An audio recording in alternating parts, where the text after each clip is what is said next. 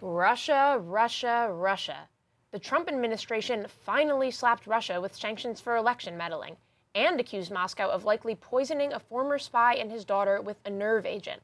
Plus, President Trump fired his Secretary of State over Twitter, picked a TV personality to be his top economic advisor, is backing a former torturer to lead the CIA, seems to have lost Pennsylvania Trump country to a Democrat, and it's only Thursday. To start, world leaders are condemning Russia for what they say is the first offensive use of a nerve agent in Europe since World War II. The United States joined France and Germany today to formally back Britain's claims that Russia likely carried out the attack against a former spy in tranquil Salisbury, England. Here's NATO Secretary General Jens Stoltenberg. NATO regards any use of chemical weapons as a threat to international peace and security. This blurring of the line between nuclear and conventional lowers the threshold for Russia's use of nuclear weapons. NATO's approach remains firm, defensive, and proportionate. NATO will not mirror Russia, tank for tank, missile for missile, or drone for drone. We do not want a new Cold War, but let there be no doubt. NATO will defend all allies against any threat. So I think I want to start with the magnitude of this attack. What makes this so shocking? And Christian, we could start with you. Well, as the Secretary General of NATO was just saying, this is not just any weapon. This is a chemical weapon. It's an unconventional weapon. It's not a machine gun or an artillery piece. It's a nerve agent, a tiny drop of which can kill hundreds of people. And this particular nerve agent is called Novichok. It was developed in the days of the old Soviet Union, and it's extremely potent. And I've been hearing from people for years, I used to cover Russia, that this was really one of the most frightening weapons they came up with, because if you dispense it in, you know, even qualities measured in gallons, you can be talking about the deaths of hundreds of thousands of people. And this was on a car door, and it landed people who were just in the area. They had to be treated. Yeah, for the it, policeman who came over and found them lying there ended up having to be hospitalized, which gives you an idea of the potency of this thing. And dozens of other people at least were warned to go have themselves checked out. So it's pretty obvious this came from Russia. It was developed in Russia. Did Putin want everyone to know that he was doing this, and why would he have wanted that? Well, there are a lot of theories. The fact is, as you said, that British scientists were able to trace this stuff back pretty precisely to the laboratories where the Russians made it, because obviously NATO has been studying these things for years, and they have a pretty good idea of where they're made and manufactured, even if the Russians, as they still do, deny that it exists and deny that they've ever had anything to do with it. I've heard the theory today in one British paper that Putin may have decided to do that. We have no idea, of course, but one interesting theory is that he decided to do this right before his own election because he was worried people weren't going to turn out.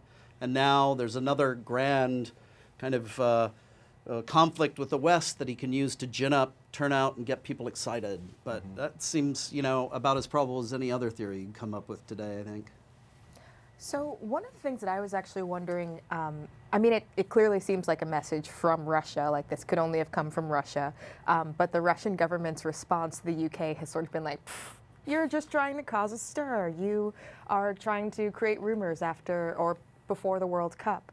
And one of the things that Jens Stoltenberg said in that video, and that actually the UK's defense secretary has echoed too, is that we seem to be entering almost a, if not Cold War, a cool war, at least the UK does, with Russia. In fact, Gavin Williamson, who's the UK's defense secretary, said that relationships between the UK and Russia are feeling exceptionally chilly. This was also after he told the Russians to go away and shut up when they denied any involvement in this attack. How afraid should we be in the United States? We've just I guess, started sanctions against Russia. Yeah, for- can we go ahead and talk about the sanctions? Yeah, That's sort of leaping ahead. absolutely. Yeah, I mean, first of all, people were saying, why hasn't the United States done this yet? Was it longer than usual that it took them? And should we feel weird about that? And second of all, are they going to do what we want them to do? Is there more that can be done? Yeah.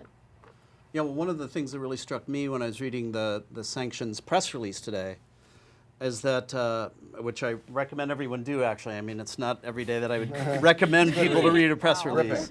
It is a gripping read. I mean, it really is pretty amazing stuff. Among other things, they say that the Russians, some of whom are mentioned by name, they're in the sanctions designation, there are 19 people and 5 entities, companies, organizations, that some of them have been involved in hacking U.S. infrastructure, including power stations and water utilities and things like that. Of course, all those things today are connected to the internet. Wait a second, I thought that was a 300-pound guy in his bedroom his basement. in New Jersey. Exactly. 400 400 pounds, 400. yeah. Well, he's been on a diet. The biggest loser. I'm like you, that's what I thought. But it turns out it was probably the Russians. How about that? So that's news to me. I'm struck that we're hearing that Americans are joining in sanctions at all, or in joining in this statement, because we just seem to have lost a Secretary of State, perhaps not exactly over this matter, but wasn't that just extraordinary? You had the British Prime Minister come out and blame Russia. You had the American Secretary of State come out and blame Russia, and then the White House spokeswoman, ooh, Russia? So somebody appears to have come to their senses here, and I suspect that somewhere in a bunker below the White House, the president is bound and gagged and being prevented from weighing in on this right now. Right, so just to fill our viewers in case they don't know, the Trump administration today imposed these sanctions, and the sanctions aren't for this nerve attack alone. The sanctions are for the election meddling that we've been hearing so much about for so long, and that Trump has been denying for so long, and that the House Intelligence Committee came out this week and said, well, yes, they meddled with the election, but we don't know that it was necessarily to help Trump out. So I want to talk about that a little bit.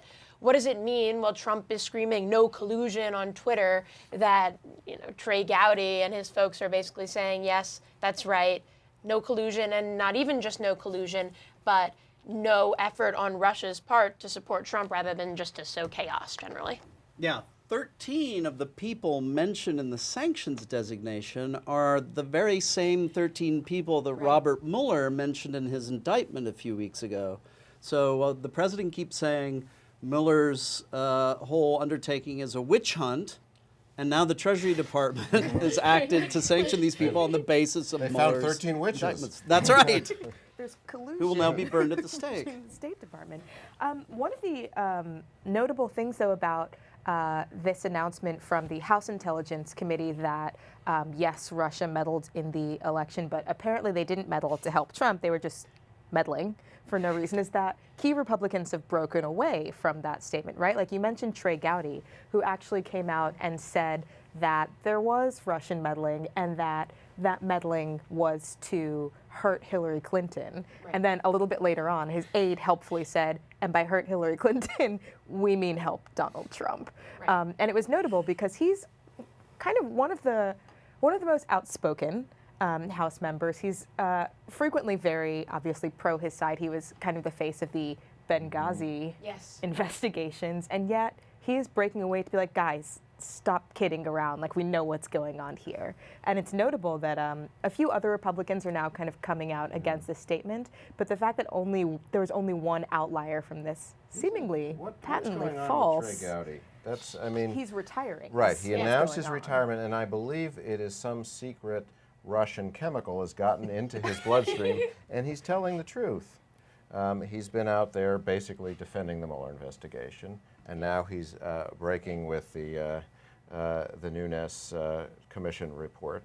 Of course, Nunes was technically not participating in this, but no, it's an extraordinary thing to think. Well, he's not facing the voters again. He's just between him and his conscience, and lo and behold, Mr. Benghazi seems to be calling it straight. Conscience, the greatest nerve agent of all. So, while the United States has Russia troubles and Trump is considering meeting the North Korean leader, the State Department is a mess. The president fired his top diplomat, Rex Tillerson, by tweet this week and announced that Mike Pompeo, director of the CIA, will become the new Secretary of State. He will do a fantastic job, Trump said on Twitter, also announcing Gina Haspel will become the new director of the CIA. Congratulations to all involved. After the tweet, the president did do Tillerson the courtesy of saying a few words on camera. Rex and I have been talking about this for a long time. We got along actually quite well, but we disagreed on things. When you look at the Iran deal, I think it's terrible. I guess he thought it was okay. I wanted to either break it or do something, and he felt a little bit differently. So we were not really thinking the same. With Mike Pompeo, we have a very similar thought process. I think it's going to go very well. So we have a very similar thought process. Is either the highest of praise or the worst of insults, depending on who you are. Before we start, I do want to say we have lots of people on Facebook watching from all over the world. We have London, India, Morocco, San Diego, which is not as far as those other places, Newton, Massachusetts, Boston, close to Newton, Seattle, Black Hills, South Dakota, all over the place. So if any of you from any of those places have a specific comment or question related to these topics, please send them in for our opinion writers to answer. But yes, Mike Pompeo, Tillerson gone. I guess let's just break it down. In what ways is this a good thing? In what ways is this a bad thing? Is it a totally bad thing? How are we feeling about Rex being out of the picture? Well, I think there were some interesting things to note just in Trump's statement there. First of all, he said that Rex and he had been talking about this for a long time, which is not actually the case, I think. I think nobody was more surprised than Rex Tillerson to find out that he was being fired over Twitter. So I'm not sure that discussion John Kelly was... said you might see a tweet. Yes, right. Which means That's a nothing. great way of Keep your phone handy. Yeah, I think actually Karen Attia from Global Opinions dubbed that Tillersoning. Yes. When you Okay, so dump TM, someone but online. If Yeah. Rex Tillerson thought he was keeping his job, he's the only one in this metropolitan area of many million who was of that Right. view. Now, I'm not sure anybody knew it was going to be particularly that day, but he probably knew something was up coming Right. back earlier from his apology tour through Africa. So clearly, he was not long for this world, even if he was hoping to, maintain his dignity and keep going a little bit longer. I don't think anyone can really maintain their dignity in this administration. I think that's the one thing that we've seen. Another notable point from Trump's statement there, too, is that thing about thought processes and how he was not on the same page with Rex Tillerson.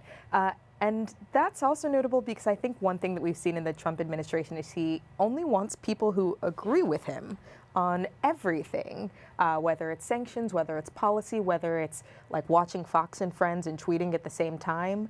And I'm not, well, it's not that I'm not sure. I think it's very clear that that is not what we want in a president who's getting advice from his cabinet. Presumably we want him to be able to hear all sides from the experts, not just the side that And agrees with his I believe it was pre-imagination. just a week ago, that seems like an eternity, where the president was saying, it's good to have all these internal debates, and now Gary Cohn and Rex Tillerson are gone. So I guess it was good to have these internal debates, but this has been resolved. Yes, we only And, have very every- fine Enough people on one Everybody's in side in agreement the now. White House.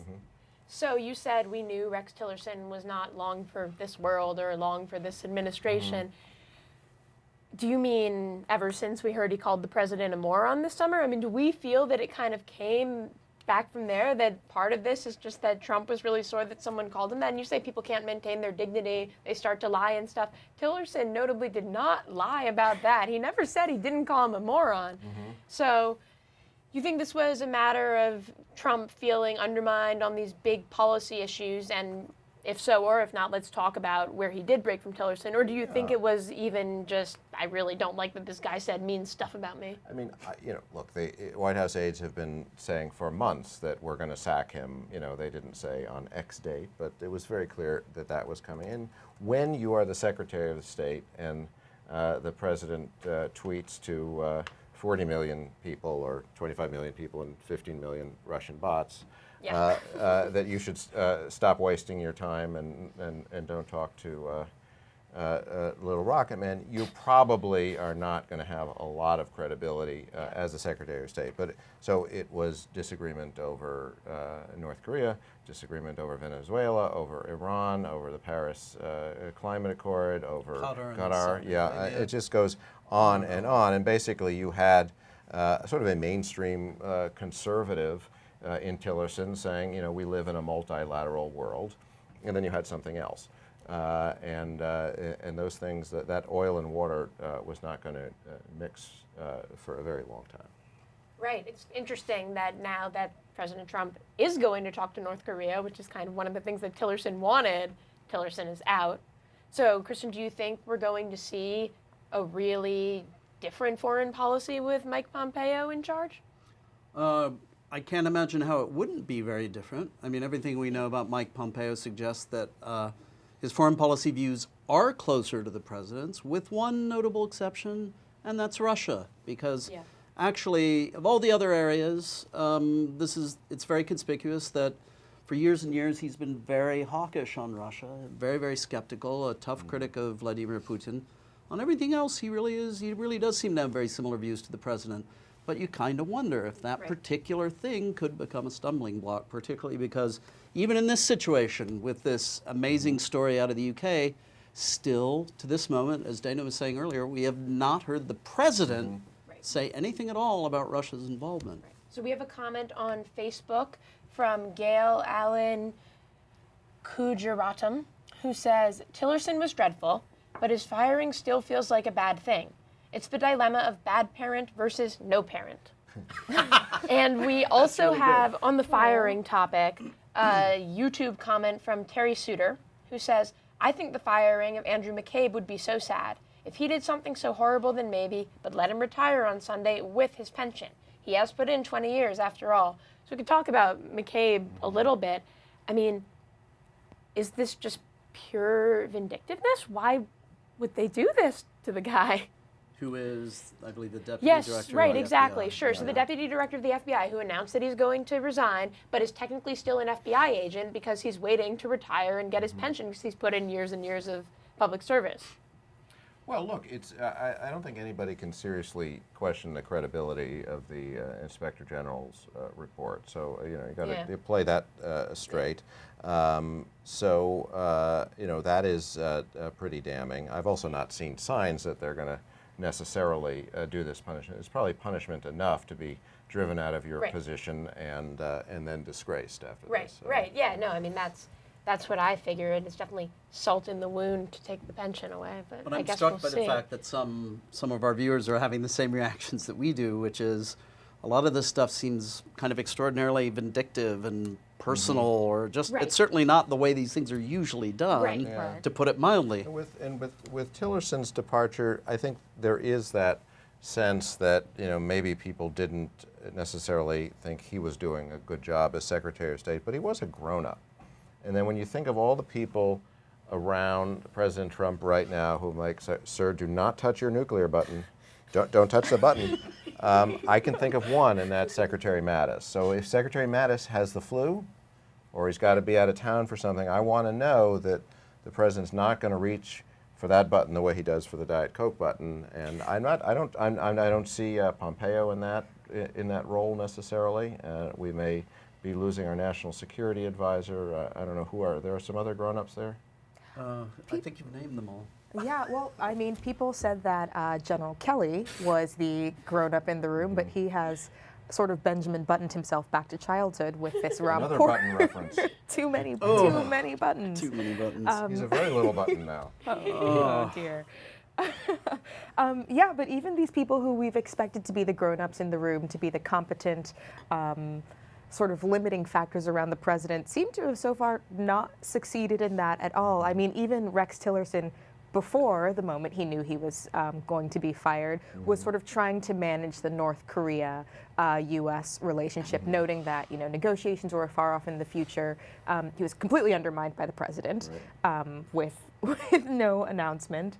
And we've also heard, I think, there are rumors that there are sort of shakeups yet to come in the administration that now... Yeah. It's true that Mattis and Tillerson would sort of go around the world reassuring allies, yes, he's the president, but just pay attention to us, everything's going to be fine. And I think that reassured a lot of people in Asia and Australia, the Middle East. And now who's that I can't see Pompeo going around saying, pay no attention to the president.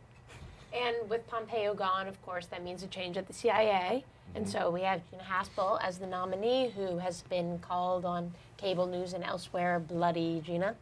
So let's talk about her. How are we feeling about this nomination? Is this a feminist victory, everybody? First female director. Trump is very proud. Yeah, he did tweet about that, and it was ridiculous. And I think everybody responded by saying, this is nonsense.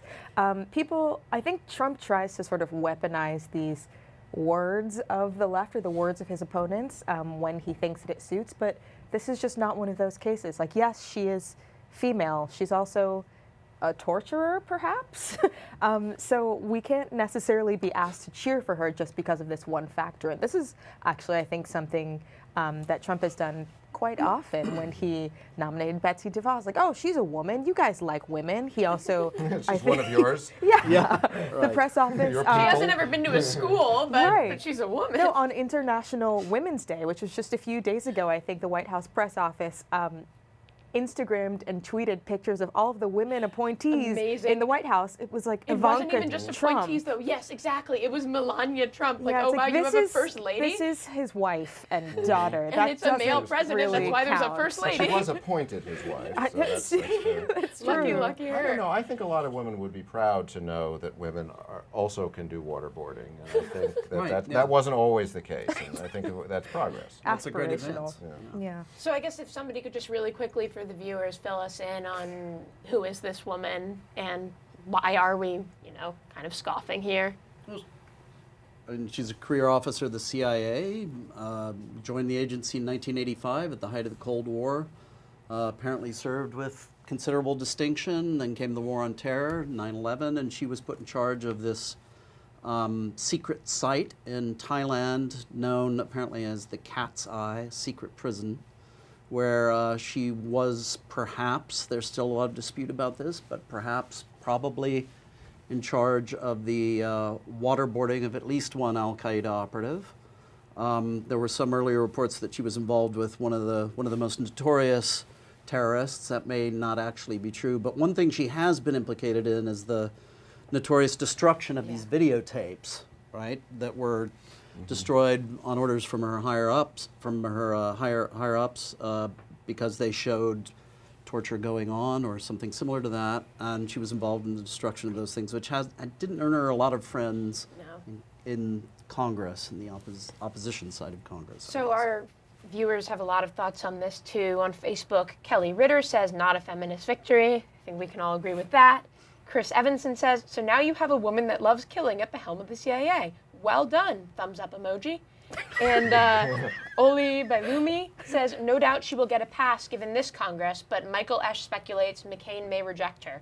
So let's talk about that quickly. What do we think? Is she going to get a pass? Is McCain going to play a big role here? I mean, I don't think anybody's getting rejected, unfortunately, John McCain's not well. He's certainly picking his battle, so who knows what role he would play in that. I mean, I think we will at the very least get some unusual interrogation of her, shall we say? But Trump has basically gotten his nominees and then fired them. But he got them in the first place. Right. And the best strategy for her probably is when they ask her just to unequivocally say, I oppose these things, and there's not much. It doesn't seem like anybody's going to be able to do to prevent her from getting through in the end. So there you go. Well, Trump made more staff announcements on Twitter this week, can you believe it, saying TV personality Larry Kudlow would be his next economic advisor. The president promised the country will have many years of great economic and financial success, the first letter of all those words is capitalized, with low taxes, unparalleled innovation, fair trade, and an ever-expanding labor force leading the way, #MAGA. So, can Kudlow give us all those things? Definitely. I can't imagine he wouldn't.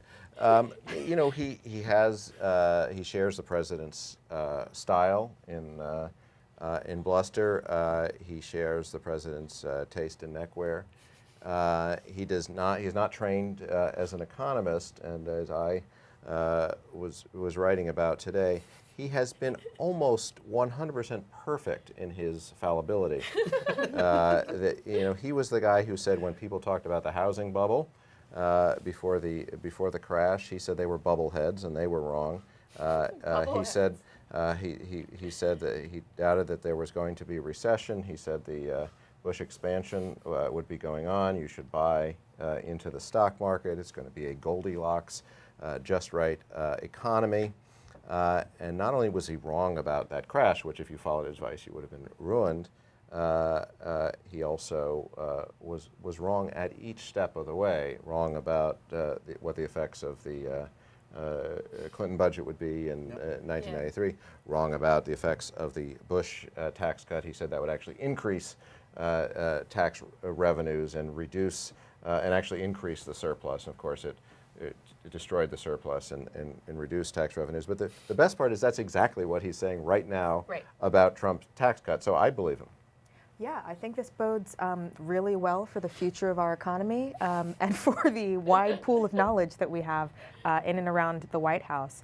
One of the only notable differences between sort of Trump's take on the economy and Kudlow's is that Kudlow is an extreme sort of free trader. He's really against tariffs, and Trump is obviously very pro-tariff to the point that he got rid of Gary Cohn, who said that the tariffs were not the right thing to do.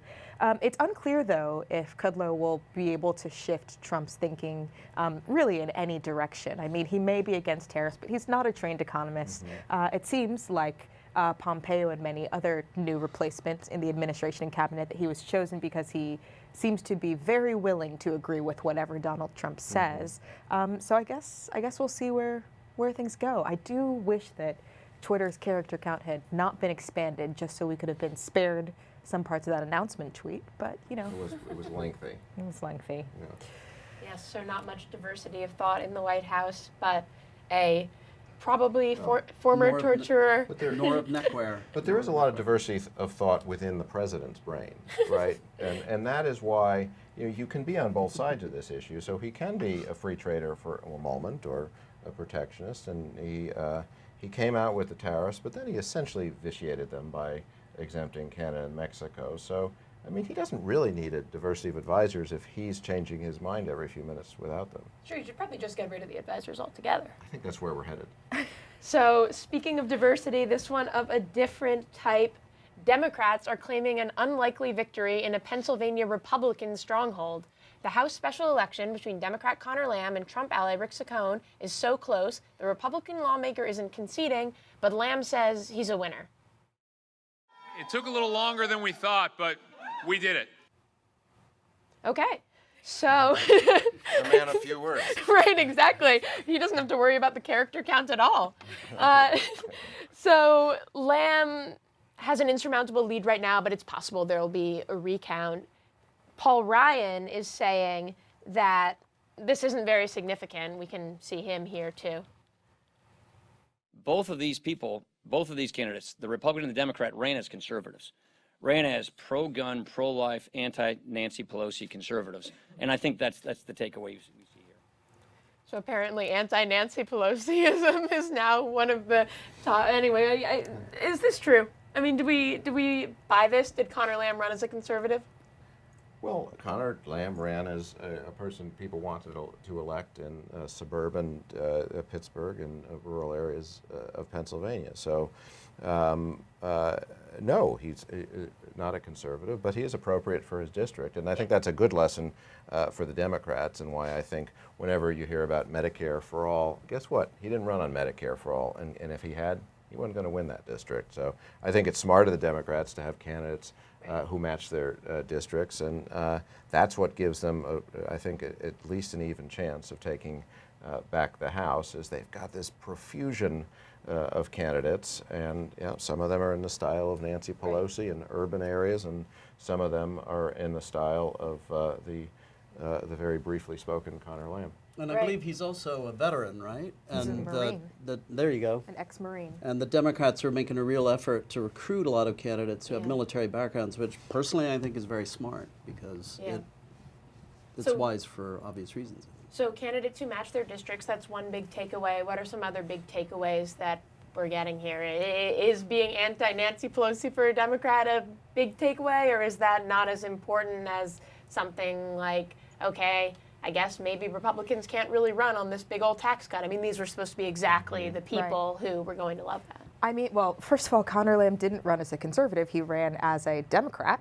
And presumably he will mostly be voting with Democrats when he is in the House, which I think does make Paul Ryan more nervous than he is trying to appear. I think one of the things that has been notable in the Republican response to this is that Paul Ryan and even Trump himself have sort of said Conor Lamb won because he's like Trump, as though he's sort of a secret Republican.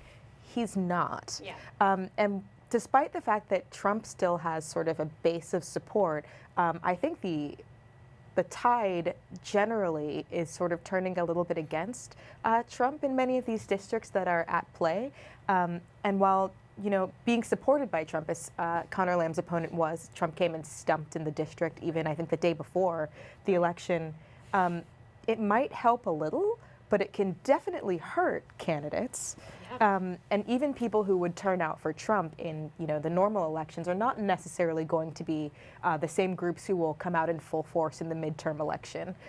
They need to do more, but what the Republicans can do, it's not clear. And if he was such a conservative, I wonder why the Republicans spent record sums of money trying to defeat him and save the seat. Right.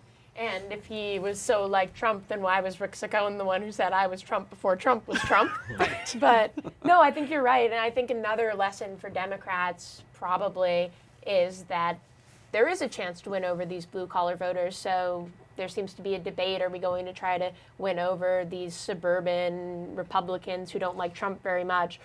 It might be a false choice. I think that they could try for both, which is heartening. But for a long time, and I was writing this, I think others were, it was a question of what's the Democratic message going to be. Yeah. It looks as if they may not actually need that. This may be like, 2010 in reverse or 2006. It may be a wave election where, despite their best efforts, Democrats will still do well. Because they do have, a tendency to self-destruct here, and they won't have good candidates like Conor Lamb in every district. But it doesn't, and it doesn't mean you have to run, just be the anti-Trump candidate. The Democrats have that anyway. There are so many people who are so highly motivated to get out and vote against Trump. It almost doesn't matter what the Democrats do. Right. So they can sort of lay back and harness this, which would be smarter than making targets of themselves. Yeah, and the other message, Molly, I think you were kind of getting at, is that this pro-economy sort of tax cut message that the Republicans were trying to use sort of early in the race didn't really seem to be working. I think there was messaging around like tax cuts, tax reform, Trump did this for you. And that they tried that for 1 week and no one was responding to it. And then Saccone went to liberals hate God and also America, and they're taking your guns away. But everybody knew that already. Yeah, and so that negativity wasn't really working for them either. So it's really not clear what the Republicans can say in the midterm elections that they've done that is sort of helping the normal people out there. None of their messages seem to be resonating as well as they thought they would be, which, does leave an opening for Democrats to say pretty much anything, just to exist, basically, and still be voted for. I'm sure the tax cut is helping them to some extent, but you can't just, they're facing this tidal wave and saying, Gorsuch, tax cut. But Gorsuch. And so it's, it's a limited weapon, but I think the tax cut is marginally helping Republicans. Well, now that they have Larry Kudlow, I think they'll be just fine. I predict. So we're out of time, but not opinions. So keep up with us at WashingtonPost.com/opinions. And if you're feeling Tillerson, remember, it's only Thursday.